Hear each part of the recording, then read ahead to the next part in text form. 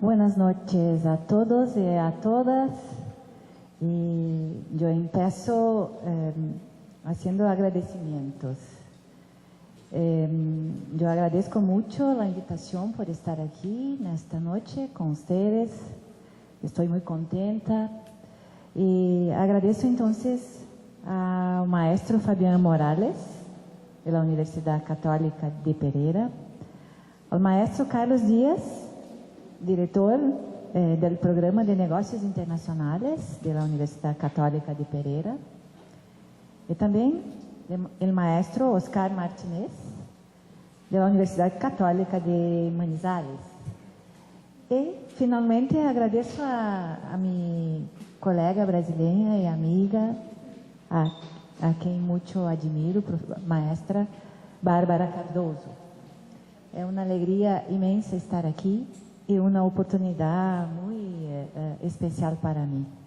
Para hablar con ustedes, buenas noches a todos, buenas noches a todos, de este tema que es un tema que dice, que nos concerne, que diz respeito a todos nosotros. Pido disculpas, desde luego, por mi portuñol. Yo tengo esperanza que ustedes puedan entender, si no todo, al menos parte de lo que voy a hablar.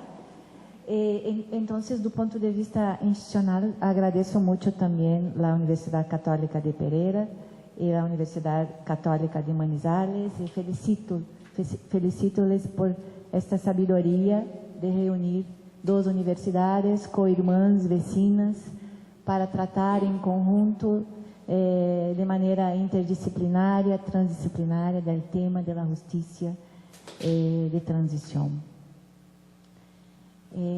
Eu vou começar citando Gilles Deleuze. Gilles Deleuze, a certo momento, disse: repete-se mais o passado em la medida em que de menos nos recordamos, de que temos menos consciência do passado, menos vamos lembrar, vamos recordar. Então, penso em falar pouco com vocês acerca do que uma colega nossa, que se chama Ruth Teitel, ha denominado de desarrollo de uma genealogia de la justicia de transição. Nós podemos perguntar se a justiça de transição se trata mesmo de projeto universal comum para a humanidade, ou, ao contrário, se trata de uma justiça apenas solamente de los vencedores, de los conflitos, de las guerras y de las ditaduras. Entonces, yo gostaria mucho de invitarles a pensar, a refletir un poco comigo, acerca de, en un primer momento, de la emergencia de un sistema jurídico internacional que estabelece las bases disto que denominamos justiça de transição. E há algumas perguntas fundamentais, desde logo. O que é a justiça? O que é a justiça de transição? E como ha mencionado o professor maestro Oscar, a transição é para quê? Para onde vamos? O que esperamos? É a transição de conflitos, de guerras internas, de las ditaduras, para o quê? Para a democracia, para o Estado de Direito, para a paz, ou para um cenário de justiça não apenas interna, pero um cenário de justiça global. Porque devemos reconhecer que os espaços ou os lugares onde há conflitos internos, guerras, ditaduras, são muitos. Então, podemos nós nos perguntar se há possibilidade de que, quando se habla de justiça de transição, há possibilidade de pensarmos em uma justiça do ponto de vista global. Podemos começar, então, que a emergência de um sistema jurídico internacional que va a servir de base para todas las reflexiones acerca de la justicia de transición, ha sido el Tribunal de Nuremberg. Pero este tribunal ha actuado en un campo específico, el campo penal, del derecho penal. Yo sé que estamos aquí reunidos, no solamente juristas, tal vez yo soy la jurista y más unos pocos, estamos en un grupo interdisciplinario o transdisciplinario. Pero a partir del proceso de Nuremberg, el proceso penal ha sido utilizado para reconstruir y para curar la sociedad, sobre todo la sociedad de Alemania. Pero la ambición de encontrar respuestas a los procesos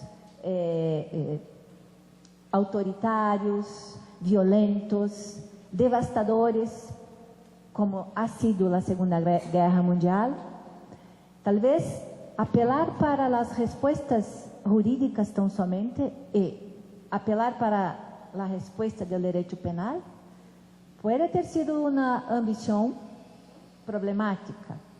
Si hay un poco de virtud en esto, hay muchos problemas, como muchos autores a lo largo del tiempo han demonstrado. Porque podemos nosotros aquí lembrar de las sabias palabras de Hannah Arendt. Hay cosas que trascenden, hay eventos que trascenden las cosas humanas y que por tanto el derecho no tiene condiciones de dar, no puede tener sequer la pretensión de presentar todas las respuestas.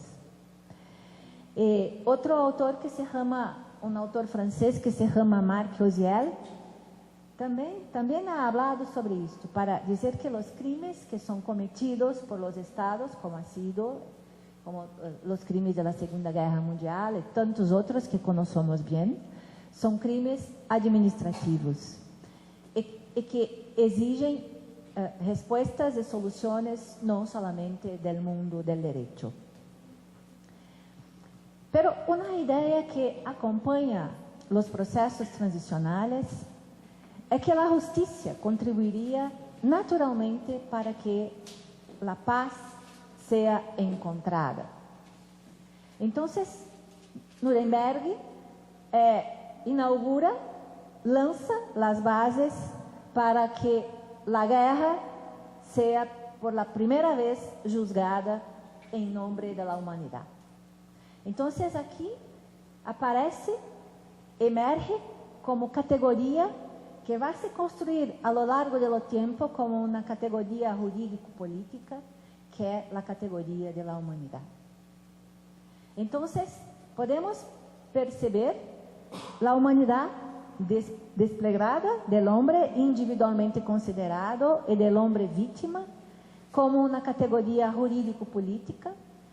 Y así es porque la humanidad es vista, mirada como víctima y como titular de derechos. Entonces hay, a partir de Nuremberg, una doble fase de la humanidad, como víctima y como titular de derechos. Más tarde, con la creación del Tribunal Penal Internacional, en 1998, se consolida esta imagen de la humanidad como categoría y como víctima de los crímenes de masa, de los crímenes contra la humanidad, del genocidio, entre otros. Entonces, tenemos que también considerar que el Tribunal de Nuremberg, el julgamento de Nuremberg, ha sido mucho criticado por los juristas, por los sociólogos, por los historiadores, por los antropólogos, por los cientistas políticos de una manera general. ¿Por qué? Porque ha sido una justicia compuesta de jueces americanos que ha entonces excluido los perdedores, una justicia hecha por los vencedores. y por la aplicación de algo que para los juristas es extremadamente criticable, que es la retroactividad de la ley penal. Aplicar la ley penal para atrás, para fatos, hechos pasados. E por uma grande politização do processo. Pero o Tribunal de Nuremberg ha deixado uma herança simbólica. E é por isso que depois, décadas mais tarde, a partir de los terríveis conflitos em leste europeu, ha sido criado o Tribunal para a ex-Iugoslávia em 1993 e depois em 1994 o Tribunal o Tribunal Internacional de Ruanda para julgar o genocídio em Ruanda de 1994.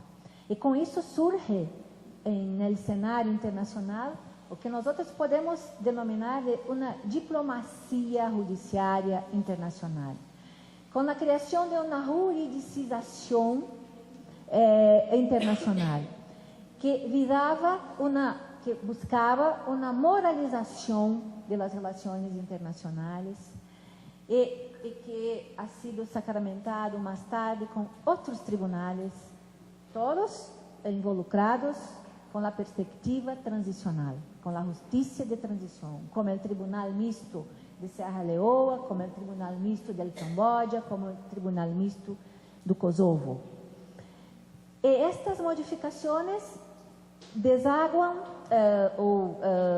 provocam a criação, traem a criação em 1998 do Tribunal Penal Internacional, a partir do Estatuto de Roma.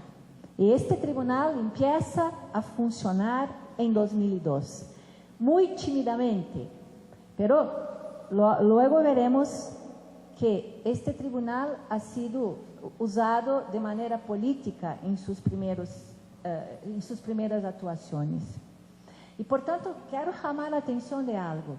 Com o Tribunal Penal Internacional, a justiça de transição ha deixado de ser algo excepcional. Então, hoje em Colômbia, falar de justiça de transição não é falar de algo excepcional. Certo que não se trata de uma justiça ordinária, porque aqui, com sabedoria e com seus problemas, avanços e retrocessos, vocês denominam de justiça especial para a paz.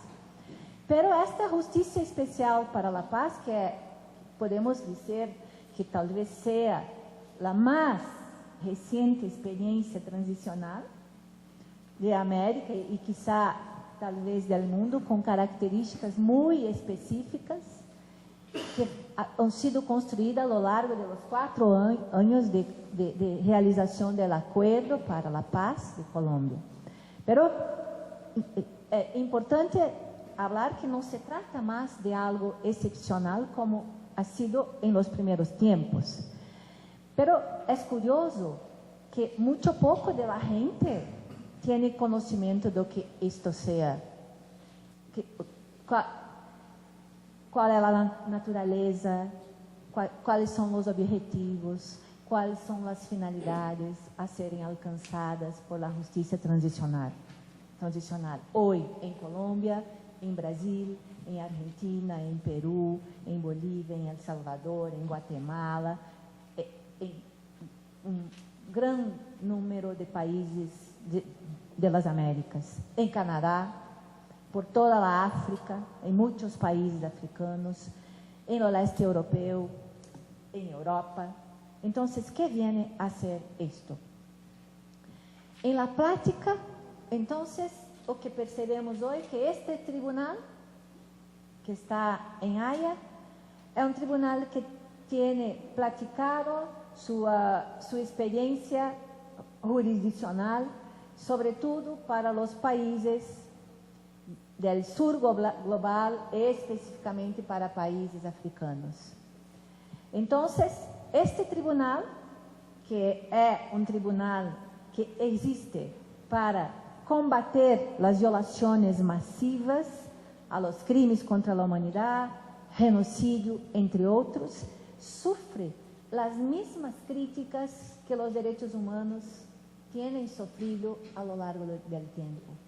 Que los derechos humanos han sido hechos por los occidentales, que han sido construidos por una élite jurídica privilegiada, y que su universalidad tiene más por función continuar los procesos de dominación do que el contrario. Entonces, con todas estas críticas, podemos nos preguntar si mismo así, al hablar de justicia de transición, podemos hablar en la construcción de una comunidad jurídica mundial. Si hay una base común de valores que podemos nosotros defender, buscar la aplicación, aunque tengamos diferencias culturales, diferencias históricas, aunque los padrones de violaciones de los derechos humanos en algunos lugares más masivos que en otros, aunque las consecuencias de las violaciones sean diferentes en distintos países, en distintas comunidades como nosotros sabemos. Entonces, los mecanismos de justicia de transición en muchos estados han sido colocados en práctica por influencias que llegan de lo exterior, de otras experiencias más antiguas, más consolidadas, do que ya voy a hablar. Pero esta justicia penal internacional, que viene del Tribunal Penal Internacional, puede, sí, de cierta manera, nos apresentar una nueva visión del mundo, que suscita, que provoca esperanzas de un lado y muchas críticas de otro lado. Por ejemplo, el Tribunal Penal Internacional ha se deparado con los casos involucrando Uganda, República Democrática del Congo, Costa del Marfim, y ha hecho investigaciones preliminares sobre el Kenia, sobre Colombia, sobre los territorios palestinos, sobre la Libia, etc. Este sistema de justicia penal internacional, mesmo assim, sufre acusações de imperialismo judiciário, porque deixa de fora muitos estados e seus governantes que publicamente sabemos que violam por suas políticas exteriores os direitos humanos, que hacen la guerra, que vendem armas, que alimentam conflitos, e hoje podemos citar o exemplo devastador, uma verdadeira crise humanitária que é a Síria. Então, minha pergunta é, mesmo com todos estes retos, podemos pensar em la defensa de la existência de uma comunidade jurídica mundial para a defesa de los direitos humanos, para fazer frente a los crimes de massa, a los crimes contra a humanidade, a lo genocídio, a toda espécie de perseguição étnico-racial, política, religiosa, por orientação sexual, etc. Então, o projeto de uma justiça universal é utópico ou ele é factível? Este projeto é capaz de conter a violência da guerra e dos conflitos internos? É utópico pensarmos que podemos generar um cosmopolitismo jurídico capaz de fragilizar ou derrotar de uma determinada maneira a soberania westfaliana, que justifica a guerra, que justifica as decisões unilaterais de los estados hasta hoje. E poderemos pensar nós em caráter subsidiário de las instâncias internacionais em relação aos estados. Podemos pensar en el rol, también en el lugar de las intervenciones humanitarias. Y cómo dar cuenta hoy de la tensión entre la pregunta y la crítica a soberanía solitaria de un lado y el riesgo de otro, de un imperialismo universal también. Entonces, les invito a pensar un poco sobre la figura de la soberanía no más solitaria, más una soberanía solidaria. Entonces, cuando miramos el proceso de paz en Colombia, que ha sido organizado, arquitetado por 4 años, com a participação da sociedade internacional e com a preocupação de que a sociedade colombiana participe ativamente, estamos falando de outra coisa, de outra soberania. E se trata, sim, de uma soberania partilhada, de uma soberania em cooperação, de uma soberania aberta e não cerrada.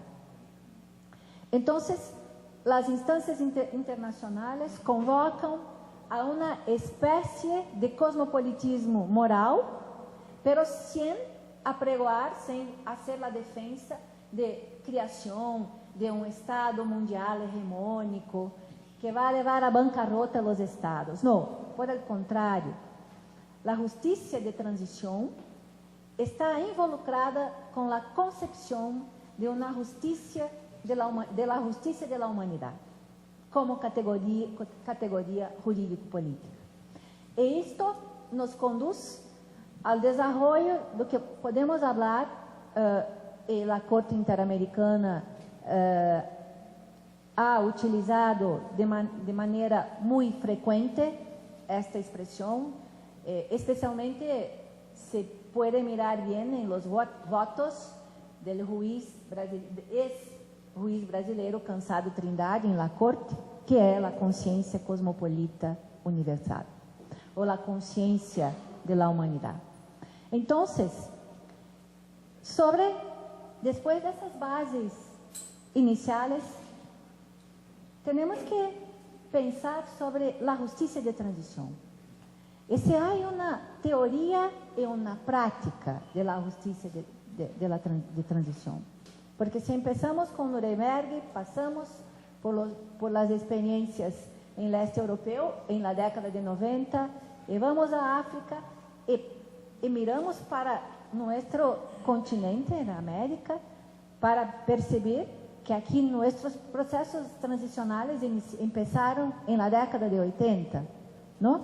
Entonces, el punto de partida es reconocer que não há uma receita pronta, finalizada, estandartizada. Há fórmulas distintas de justiça transicional adotadas por países em distintos continentes, em América, em Europa, em África, em leste europeu. Vejam, por favor, que em Europa, a justiça de transição, por exemplo, que involucrou Iugoslávia e Uganda, empezado al mesmo tempo que os conflitos transcorriam. Os conflitos estavam em sua efervescência e a justiça transicional começou a funcionar. Em outros lugares, a justiça transicional começou depois, como em Ruanda. Depois do conflito, se começaram os trabalhos de justiça transicional. Em Alemanha Oriental, a transição ha ocorrido pós-momento autoritário. Em África do Sul, em momento pós-apartheid. Em Timor Oriental ou nos Balcãs, a justiça de transição funcionou em um contexto de guerra internacional. E podemos reconhecer a existência de outras justiças transicionais inacabadas, limitadas, parciales como en Marruecos, España y en Rusia. En América, nuestra experiencia empieza con la primera comisión, vamos a denominar de Comisión de la Verdad de Bolivia, y después de la Comisión de la Verdad de 1984 de Argentina, y después han surgido las comisiones de verdad en Chile. Tengo que hablar que mi país ha sido tal vez el último país a hacer su lecciones de casa, que es Brasil, porque ha constituido su comisión de verdad en 2011, que ha empezado a funcionar en 2012 y ha presentado su relatório final al final de 2015. Más tarde, después de las comisiones de verdad, es que empezaron los procesos de memoria y las acciones de memorización y todos los otros pilares de la justicia de transición que enseguida voy a hablar. ¿Cuáles son entonces los pilares? Tengo que, en respecto a la pluralidad del público, hablar un poco de esto. La ONU, desde ya algún tiempo, viene se esforzando mucho para contribuir con la construcción de una teoría de la justicia de transición. Entonces, podemos tomar como punto de partida el relatorio de un francés que se llama Louis Joannet, que ha sido el relator especial para la violencia. Ella ha entregue un relatorio donde ha apresentado o que podemos denominar de 4 pilares básicos de la justicia de transición. E que podemos perceber que estes pilares estão aqui em Colômbia, de uma maneira ou de outra. Em 1997, então, Louis Joannet apresentado o relatório. O primeiro pilar e o mais comum, mais conhecido em meu país, este pilar que mais ha funcionado hasta hoje, é o pilar del derecho a la justicia. Aqui estamos trabalhando com a ideia de justiça retributiva ou com a ideia de justiça punitiva, que são os exemplos do Tribunal de Nuremberg, o Tribunal para ex-Yugoslávia e todos os tribunais internacionais ad hoc ou com todos os tribunais mistos que eu ha citado. Então, meu país é considerado, dentre todos os países que han praticado a justiça de transição, aquele que talvez tenha pago mais indenizações, pero aquele em que menos tivemos processos penais para juzgar os agentes da ditadura civil-militar que ha dominado o país por muitos anos. Então, o direito à justiça é este mais conhecido de nós outros, e que muitos países han renegado, han dejado de lado, porque fizeram a opção por outras modalidades de justiça transicional.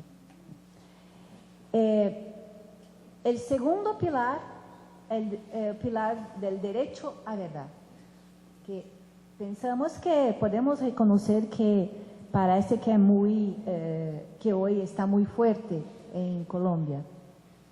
Este pilar é representado por la abertura de los arquivos, por la existência de comissões de verdade, por comissões de anistia, como o caso brasileiro. Nós outros temos uma comissão de anistia que ha sido criada em el governo do presidente Lula em 2002. E por mais de una década, la Comisión de Amnistía, con la llamada Caravana de Amnistía, ha percorrido todo el país para escuchar a la gente, las víctimas, sus familiares y la sociedad, para que el Estado brasileño presentase su pedido de perdón para las víctimas y para la sociedad. Y para que, entonces, pudiese haber un momento de encuentro entre el Estado que practicó los actos arbitrarios, violentos, de tortura, muerte, tratamientos deshumanos y degradantes, con las víctimas. Y tenemos una otra experiencia en Brasil, que son las llamadas clínicas del testemunho, donde en todo el país hay 5 instituciones que son compuestas por profesionales del área de la psicología, de la antropología, para escuchar las víctimas, sus familiares, y para que, do punto de vista del reconocimiento del daño psicológico, los profesionales puedan ter a oportunidade de escuchar e de fazer a catarse e de fazer o reconhecimento da violência. Então, estas experiências são experiências que estão diretamente ligadas ao direito à verdade. Então, também temos aqui os procedimentos de identificação e divulgação del nombre de las víctimas, la construcción de monumentos, construcción de museos, etc. Estes são mecanismos de reconocimiento que compõem, entonces, el otro lado, otra face de la justicia, que é a justiça reconstrutiva ou la justiça restaurativa, donde la justicia de transición está centrada en las víctimas. La justicia de transición está centrada en las comunidades de las víctimas, tratando o crime cometido contra las víctimas no solamente como una violación de la ley, pero tratando el crimen como un desequilibrio, una ruptura con la armonía de la comunidad. Entonces, se alarga la concepción del crimen para más allá de la violación, de no cumplimiento de la ley, pero sí se mira el crimen como algo que toca, que agride profundamente las comunidades, las tradiciones y los modos de vivir. El tercero pilar de la justicia de transición es el derecho a reparación. Esto también pienso que aquí está, hace parte del proceso de transición de Colombia. Esto corresponde a la justicia socioeconómica y tiene a ver con la pobreza, con la extrema vulnerabilidad de las víctimas, de las comunidades, de las familias de las víctimas. Este derecho a reparación consiste en reparaciones financieras, individuales y colectivas. Consiste en compensaciones financieras, restituciones de bienes, de tierras, como prevé el Acuerdo de Paz de Colombia, tierras expropiadas, tomadas de manera violenta. Esto consiste en reformas de los programas escolares, pero también consiste, o debería consistir, en reformas estructurales más amplias. Reformas estructurales en los sistemas de redistribución social, con relación a las poblaciones históricamente discriminadas y que son las víctimas mayores de las violencias en masa, de los conflictos internos, que produzem desplazamentos. Estou em um país que é vuestro país, onde os desplazamentos internos são, vou denominar, não enormes, mas uma enormidade.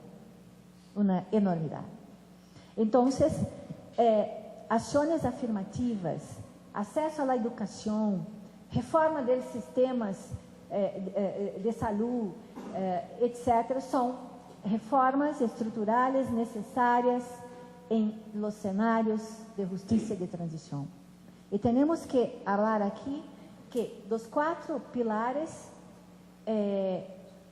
as reformas de las instituições, a adoção de grandes projetos de reconstrução social, de reformas estruturais, são aqueles que menos os estados fazem, que é mais difícil para os estados realizarem. Então, em los vários precedentes da Corte Interamericana de Direitos Humanos, que involucram países vecinos, Peru, Chile, Argentina, Uruguai, Brasil, com o caso Araguaia, entre outros países da América Central, as determinações da Corte Interamericana de Direitos Humanos são tanto para ser a justiça individual com as vítimas. Isto é mais fácil, publicar os pedidos de desculpas públicas, apresentar pedido de perdão, reparar financeiramente, mas quando toca em las reformas estruturais de mais grande envergadura, que depende de los presupuestos públicos ou de uma vontade política, isto em los cenários transicionais é mais complicado. E o 4º pilar é aquele de la garantia de não repetição, e que também implica em reformas de largo prazo. E isto, as garantias de não repetição, comprovam a relação entre a democracia, a justiça de transição, a democracia, o reforço do Estado de Direito e a efetividade de los direitos humanos. Então, a garantia de não repetição passa por algo que também está muito presente hoje em Colômbia, que passa pela desmobilização, passa por o desarmamento, passa por la reintegração de los antigos combatentes, por el derecho de participación de los antigos combatentes en la vida política del país. Y entonces, domingo, ustedes comprobaron esta participación en la vida política. Y pasa por algo que se llama, por los programas de limpieza, que se llama en la expresión inglesa vetting. O sea, quanto hasta hoy estão exercendo funções públicas agentes del Estado que praticaram atos de violência. Quanto hasta hoy formam os corpos administrativos pessoas extremamente comprometidas com os cenários de violência, seja conflitos internos, seja ditaduras por todo o mundo. Então, fazer a limpeza implica em falar ou em considerar garantias de não repetição. Por isso que eu vou falar de meu país.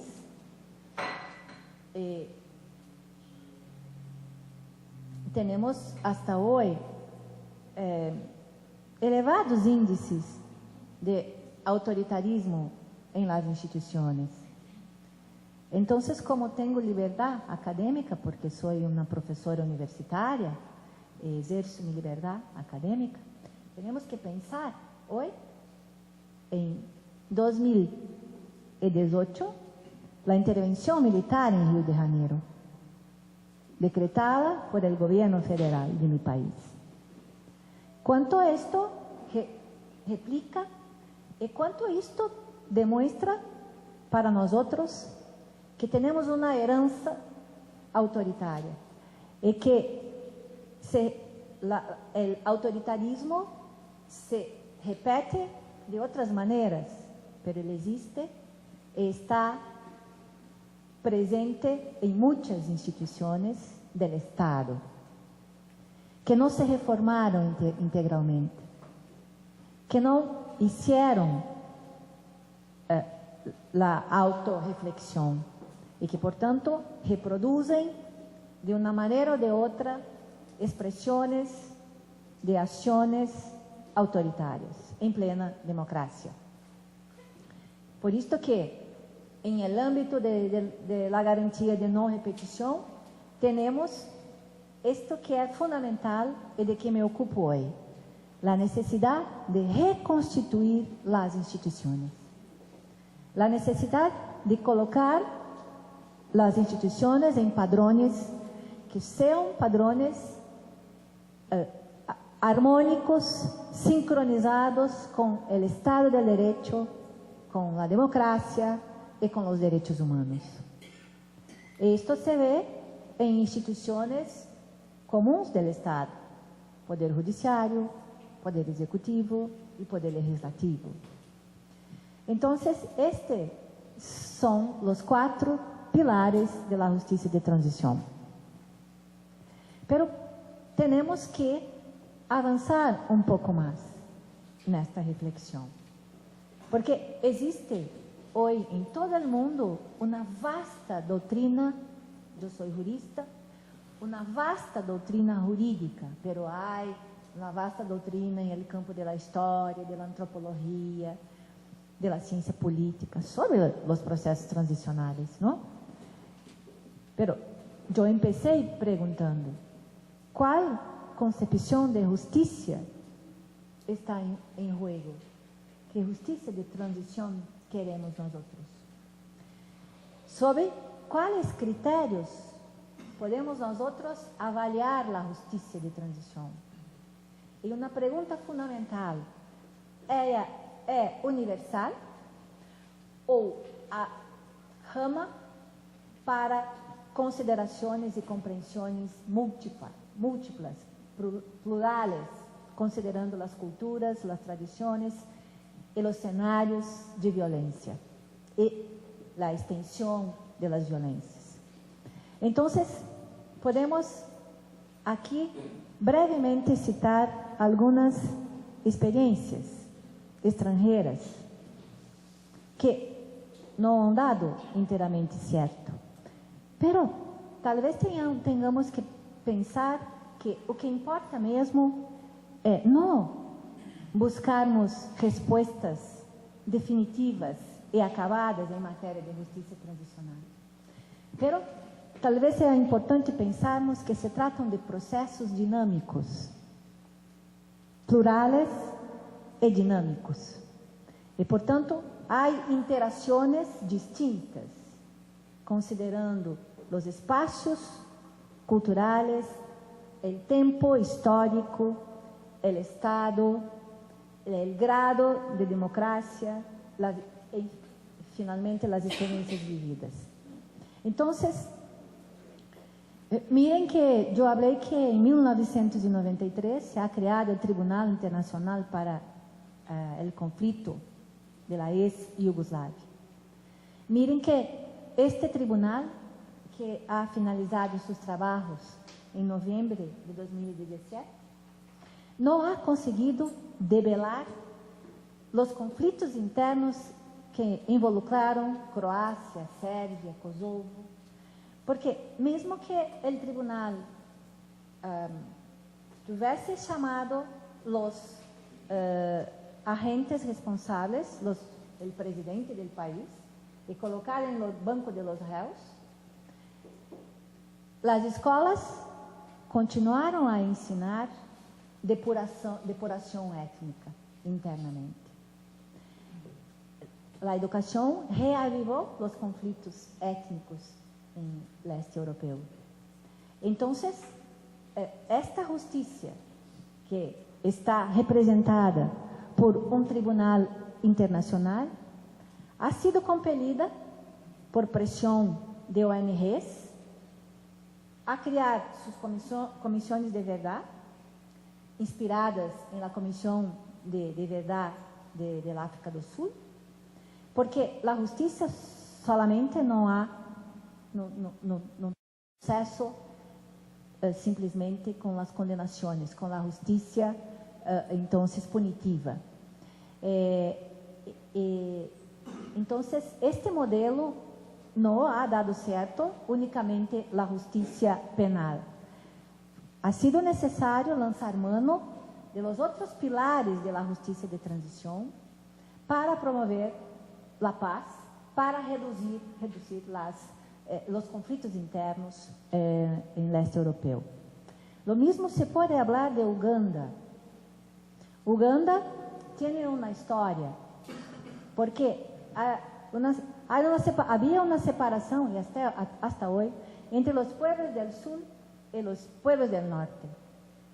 Los pueblos del norte considerados ignorantes, atrasados, bárbaros, ¿no?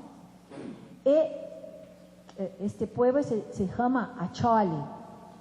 Entonces, ha sido contra este pueblo que los sur hicieron la guerra y hicieron el genocidio.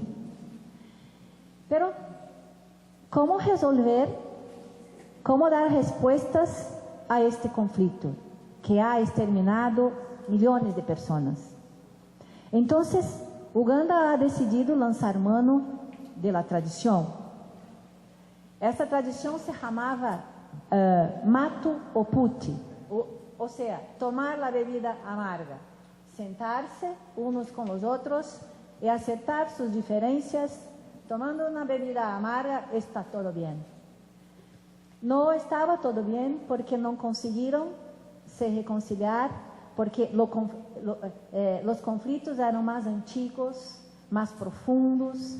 Então, se hizo el apelo ao tribunal. Este ha sido o primeiro caso del Tribunal Penal Internacional. E aqui, a doutrina jurídica demonstra que o Tribunal Penal Internacional ha utilizado o caso de Uganda também para se promover como tribunal, porque era novo. Então, o apelo à tradição, o apelo à cultura, não ha sido tampouco suficiente para debelar, para exterminar o conflito interno em Uganda. Depois, podemos citar o mesmo caso de Ruanda. Ruanda ha praticado uma tradição que se chama Gakaka, que significa sentar em la grama verde para negociar e para acertar as diferenças. Pero também ha sido criado o Tribunal Internacional de Ruanda. Este tribunal não conseguiu dar todas as respostas e, portanto, han sido criados os tribunales tribales.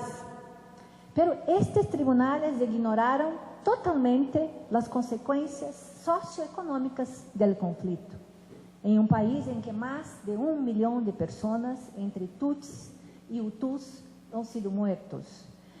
Então, esta prática do Gakaka é fundada, está ancorada em uma identidade narrativa, onde as vítimas e seus agressores se miram e tentam e buscam acertar suas diferenças. Pero isto não ha sido inteiramente possível, porque as vítimas e os vitimários não conseguiram acertar suas diferenças porque eram muito mais antigas, e porque as necessidades socioeconômicas não han sido enfrentadas por los tribunales tribales. Então, o caso de Ruanda está longe daquilo que Hannah Arendt denominou de los genocidas como usted de oficinas, ¿no? Como ha sido la guerra de la Segunda Guerra Mundial. Pero la guerra de Ruanda ha sido una guerra sanguinária, então não ha sido uma guerra de oficinas. E, portanto, aqui temos algo muito importante que quero me dedicar neste momento final. O quanto em la violência, lo vitimário, tanto se identifica com sua vítima que quer destruí-la. Então, Ruanda mostra isto, a insuportabilidade do agressor de reconhecer sua vítima como algo semelhante.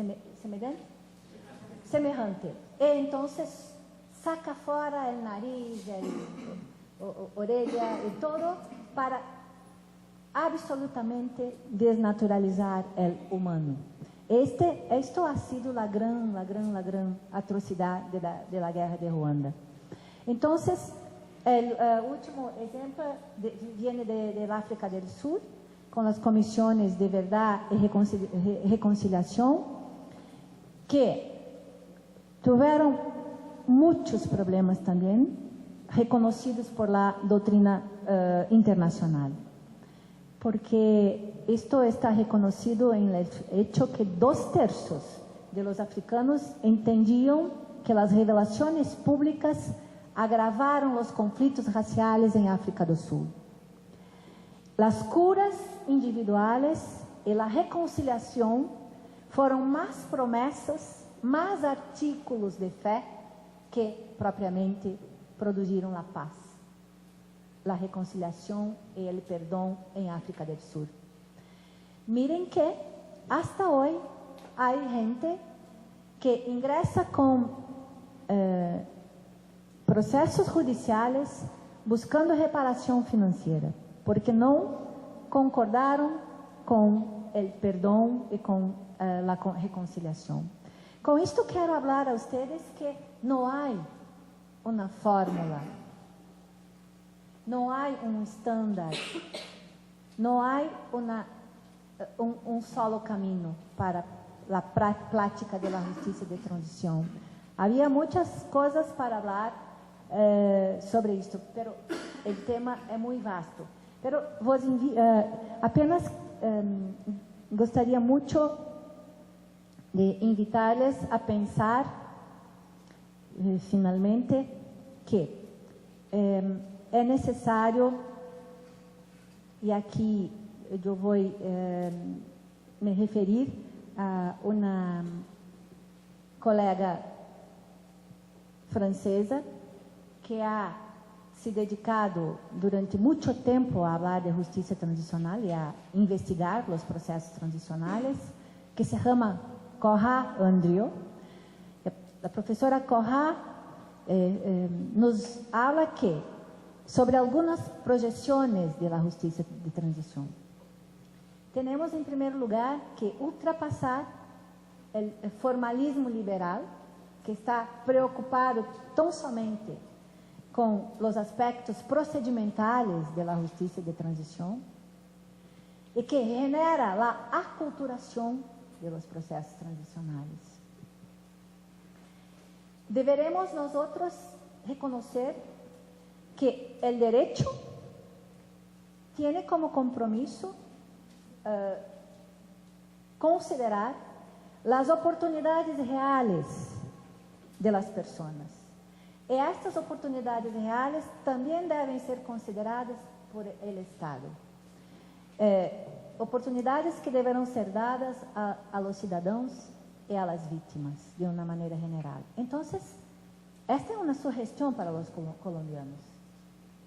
O Estado colombiano está cuidando das oportunidades reais, porque Cora Andriot nos habla de uma necessária ultrapassagem da teoria do reconhecimento, de, por exemplo, Axel Honneth, para a passagem a al reconocimiento de las capacidades de las personas. Y las capacidades só pueden ser percebidas en el mundo real, en el contexto de las oportunidades reales. Y hay finalmente necesidad de ultrapasar la separación entre la violación de derechos civis y políticos y los derechos económicos, sociales y culturales, que este es el gran reto hoy de la justicia transicional, de inserir en su agenda las violaciones que produjeron profundos daños económicos, sociales y culturales y que están directamente relacionados con el grado de vulnerabilidad extrema, con la pobreza de las personas y de las víctimas. Y tenemos aquí que hablar entonces de este fenómeno, de esta enormidad que los escenarios de violencia en masa o no, las guerras, los conflictos internos producen, que é o cenário de extrema vulnerabilidade. E pensar que a pobreza, assim como a tortura, então, a pobreza relacionada com os direitos econômicos, sociais e culturais. A tortura, as agressões, o desaparecimento forzado com os direitos civis e políticos. As duas afetam a humanidade. Esta ideia de humanidade. Porque em qualquer lugar de la tierra, os homens são hechos de carne, huesos e sangue. Então, não há distinções. O desenvolvimento humano, e aqui temos maestrias em desenvolvimento humano. Felicitações a esta universidade por estes temas tão caros. O desenvolvimento humano hace parte de la justiça de transição. E hace parte de la mesma maneira que a justiça punitiva. Porque há que considerar a necessidade de punir os crimes contra a humanidade. Esses crimes que são imprescritíveis, esses crimes que são contra, então, toda a humanidade. E, portanto, é importante a abordagem de las capacidades, e não somente a abordagem do cuidado, de la depuração, etc. E o papel do Estado não é apenas curar, sanar as heridas, mas o papel do Estado é tornar a gente que ha sido vítima capazes de agir, a promover autonomia material, autonomia psíquica, autonomia educacional. E buscar autonomia para reduzir aquilo que nós outros podemos denominar aqui de vulnerabilidades essenciais. Esta inflexão capacitadora, como diz Corra Andiot, é dos pontos fortes da justiça de transição hoje em el mundo, pois autoriza a las vítimas tomar a palavra por meio do que se espera seja diálogo participativo, por meio de la produção da memória, das caravanas de anistia, dos projetos, por exemplo, em Brasil, Tortura Nunca Mais, de las Madres da Praça del Mayo, etc. E aproximar a justiça de transição com a vulnerabilidade é lembrar de dois projetos, de projeto de ONU, que se chama Voz dos Pobres, Voz dos Pobres do ano 2000. Ou seja, aproximar o caráter reconstrutivo da justiça de transição com os outros caráteres, punitivo, memorização, etc. E, portanto, aqui termino. A importância de políticas educativas, a importância de pensar efetivamente a dignidade humana em el mundo real e não em el mundo fictício de la teoria, pensar em la produção de la memorização, em la identificação mais que em la identidade. E que os acordos de paz sejam tratados como horizontes reguladores, como processos dinâmicos, reales e concretos. E que esta construção da justiça de transição seja, ao mesmo tempo, uma construção flexível, dinâmica, também frágil, por que não? Pero que mire o horizonte e mire, sobretudo, especialmente, algo que está em la pauta del fenômeno del cosmopolitismo jurídico. Trago aqui a vocês, então, meu último livro sobre cosmopolitismo jurídico, que é a preocupação com as gerações futuras. Este é o grande elemento que ha sido olvidado por los derechos nacionales, por el derecho internacional, y que se inscribe en la pauta, en la agenda del cosmopolitismo, que son las generaciones futuras. Gracias.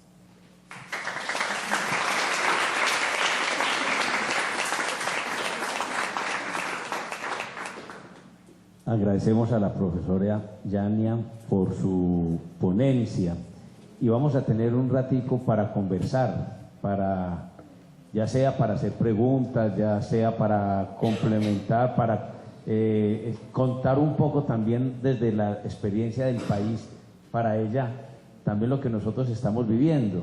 Entonces, si alguien tiene alguna pregunta, algún aporte, lo puede hacer, basta que levante la mano y yo hago llegar el micrófono a quien sea para lo que vaya a conversar.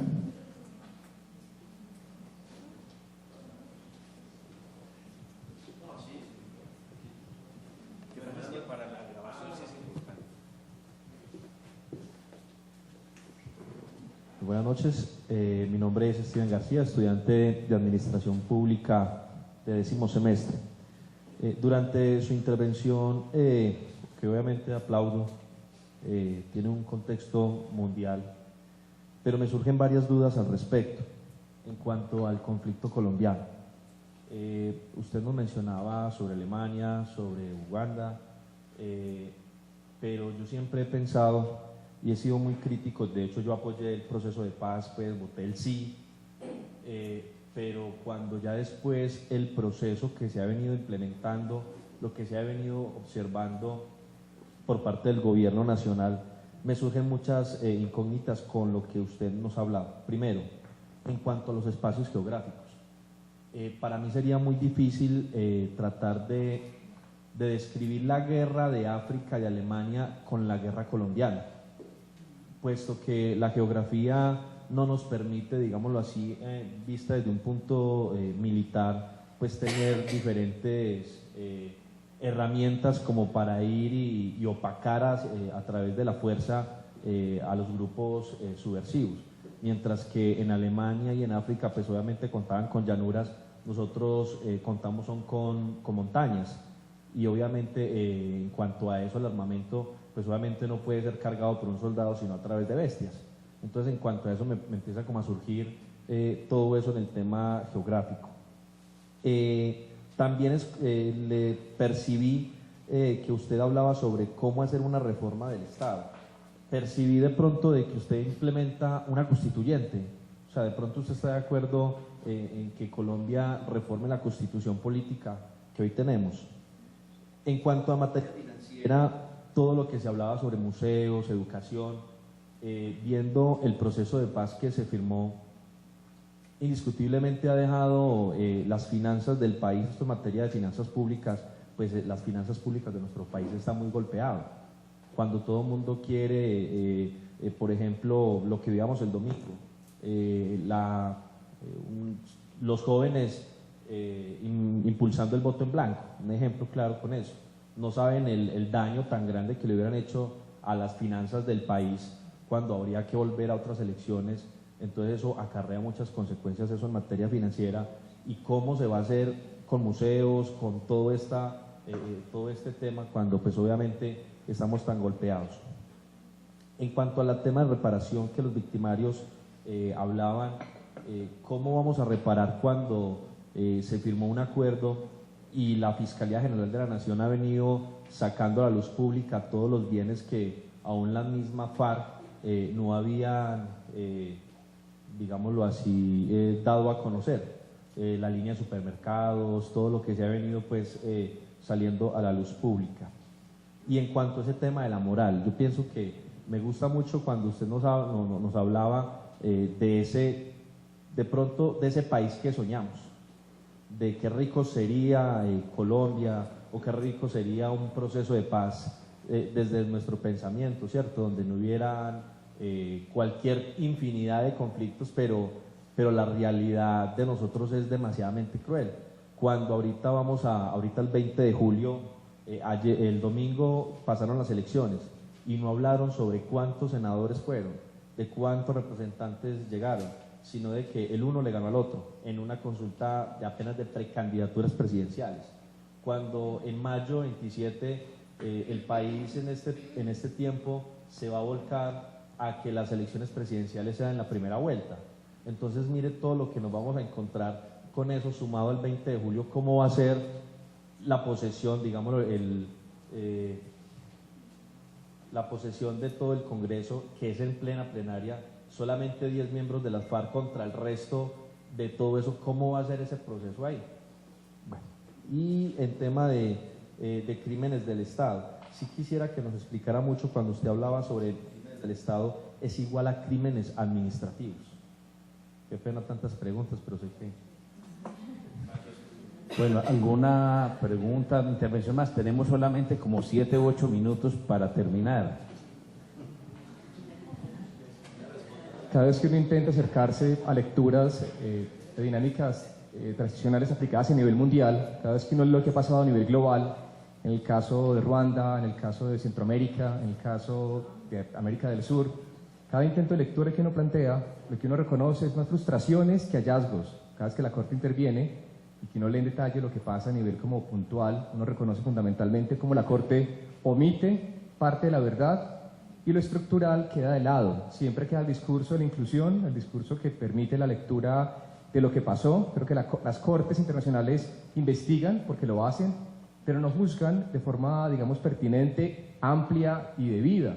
Es cada intento, al menos nuestro, de acercarnos a temas puntuales, crea la sensación de frustraciones nuevas. Pareciera ser unas cortes globales, internacionales, que logran plantear lecturas interesantes en el diagnóstico, pero precarias en la aplicación de justicia real, precarias a la hora de transformar lo que causó el acto violento inicial. Y en esa medida, pareciera ser más un discurso global, como siempre uno vota por el menos malo, entonces uno vota por esa opción ante la ausencia de otro modelo alternativo, pero termina siendo un discurso que justifica acciones totalitarias por momentos, que invisibiliza hechos de crudeza extrema, que logra crear una condición realmente de injusticia bajo la tutela de la democracia, de la inclusión. Hay un imaginario incluyente, de justicia, que le da a la víctima, que le da un lugar distinto, protagónico, central, pero en lo fáctico es todo lo contrario. Por eso quisiera puntualmente plantear en esta lectura completamente desesperanzada del marco normativo internacional, cuáles podrían ser, mencionaste al menos dos de ellas, que eran más culturales, que pudieron ser interesantes, cuál puede ser el camino para pensar transformaciones que realmente logren crear un modelo penal global que sea realmente, estructuralmente incluyente, o seguiremos construyendo dinámicas que finalmente crean sinsabores que alejan la democracia y la inclusión. Una última pregunta, no vamos a tener más tiempo, me da pena porque nos vamos a quedar con las preguntas sin respuestas, porque tendremos que entregar aquí a las 8 en punto. Yania, mil gracias por tu presentación, yo voy a ser súper concreta. Mi pregunta es, ¿cuál es tu posición frente a las comisiones de la verdad y los aportes que hacen en todo el proceso pues, de justicia transicional? Y lo digo porque pues, nos estamos preparando en Colombia también para recibir y para empezar a actuar la Comisión de la Verdad. En mayo de este año pues ya nos van a presentar su metodología. Entonces, ¿cuál es tu postura frente a las comisiones de la verdad y los aportes que hacen a la justicia transicional? Bueno, qué pena, Yania, tenemos solo 5 minutos. ¿5 minutos? No, pero yo voy a conseguir. Yo soy optimista. Bom, sobre las 5 preguntas, como yo hablé, no hay. Yo voy a responder con una autora francesa que se llama Sandrine Lefranc. Sandrine, a cierto momento, habló que la justicia de transición serviu, na verdade, para criar novas categorias profissionais, para formar um grupo de expertos que tratam del tema de conflito e de justiça transicional. Pero esto não é inteiramente verdadeiro, é apenas em parte, pero tengo sobre a primeira pergunta, claro que não, por isso que disse que não há respostas estandartizadas. Não podemos simplesmente importar os modelos de Alemanha pós-Segunda Guerra Mundial ou de África do Sul para a Colômbia. Porque os contextos geográficos, históricos, culturais, o cenário de 50 anos de conflito, as motivações são inteiramente distintas. Pero a pergunta é: há algo de comum entre os processos transicionais que Colômbia pode se utilizar? Esta é a sabedoria. Identificar o que tem de comum e que pode ser adaptado à realidade local, nacional. Depois, não sei, muitos países fizeram novas constituições depois de los conflitos, de las ditaduras, outros não. Outros simplesmente reformaram suas constituições ou las interpretaram de outra maneira. Então, o povo colombiano deve decidir soberanamente se quer ou não quer uma nova constituição. Sim, pero este é o risco e o preço de ser o Estado, tomar a si a condução da vida pública, que é se praticou atos que violam direitos humanos, rompeu com o Estado de Direito e com a democracia, tem que reparar os danos. E bom, a questão financeira é outra situação. Como resolver isto? Mire que Brasil ha pago como que 2 bilhões e meio de reais em reparações. Pero se olharmos para Marrocos, que ha sustentado sua justiça de transição solamente em las reparações, ha pago reparações muito pequenas. E por isso o povo do Marrocos é extrema e profundamente insatisfeito com a justiça de transição de Marrocos. Porque os parâmetros de indenização são muito distintos entre os países. E claro, isto tem a ver com o orçamento. Outro caso, a Corte Interamericana, em um processo concreto, ha condenado Peru a um pagamento estratosférico e que não havia condições de pagar. Este é um problema das reparações. E os crimes de Estado, sim, são também crimes administrativos. São também crimes. Há crimes na condução dos assuntos públicos. Se quer, eu he hablado aqui hoje sobre a responsabilidade dos atores privados, das empresas, de todos os atores privados que, junto com os Estados, praticaram os crimes da ditadura, dos conflitos internos, etc. E sobre a frustração com os tribunais, com a Justiça Penal Internacional, com as condições precárias de aplicação no mundo real das decisões, eu concordo, eu estou de acordo, porque há um jurista também francês que se chama Antoine Garrapon, que ha escrito um livro que se chama De los crimes que não se pode punir nem perdonar, tampouco perdonar, porque são tão graves, são tão grandes, que não há reparação, que não há pedido de perdão, que não há desculpas públicas, que não há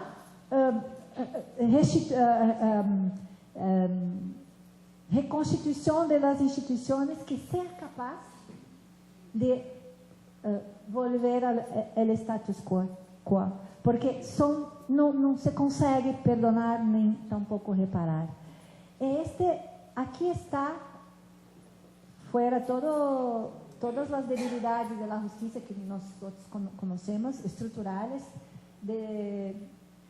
aqui está toda a fragilidade de las condenações penais, de los julgamentos de los tribunales internacionais, de la Corte Interamericana, do Tribunal Penal Internacional. Porque é por isso que necessitamos de los estados, porque são os estados que cumprem as decisões de los tribunales. E por isso precisamos de estados que tenham a consciência de que tanto há direitos civis e políticos violados, quanto há necessidade de políticas públicas de largo prazo para implementar reformas estruturais, sociais, para o presente e para o futuro. E eu sou de acordo. Por isso que temos que ter, não é perfeito, mas mirem o processo colombiano. Há uma preocupação com a justiça, com a memória, com a reconstituição das instituições. Então, pilar solamente não dá as respostas, porque os conflitos, as ditaduras produzem efeitos complexos. Então, eu vou aqui invocar o teorema de Gödel, a tragédia de los 3C. Quanto mais complexidade, menos coerência e menos completude. Quanto mais complexo, e temos que ter a sabedoria para reconhecer isto. Nem toda a gente será indenizada, nem toda a gente volverá a suas terras. Se volver, não vai mais encontrar como era. Então, os crimes de massa, os crimes de largo prazo, sim, são esses atos que são muito difíceis de perdonar e também de punir, de responsabilizar. E, finalmente, a pergunta, acho que houve distintas comissões de verdade por el mundo. Mais de 50 países tiveram comissões de verdade. Mas, em geral, elas têm uma característica comum. São criadas por la lei, têm um tempo para durar, têm um mandato específico na lei, procuram congregar diferentes pessoas da sociedade. Estas características são mais ou menos comuns por el mundo. Unas são mais, não me gusta muito essa palavra porque é neoliberal, mas vou usar. Unas são mais eficientes que as outras, pero conseguem identificar em distintos lugares as vítimas, se não todas, boa parte, conseguem determinar, orientar os estados a que ações praticar. Então, são muito criticadas, como a Comissão de Verdade e Reconciliação de África do Sul, muito criticada. Pero tem um rol importante nos processos transicionais. Talvez Brasil, se houvesse constituído sua comissão mais temprano, porque os processos penais em Brasil são praticamente inexistentes para responsabilizar os agentes. Não sei se não ultrapassei os 5 minutos, mas muitas gracias. Agradecemos a la profesora Yania por este rato.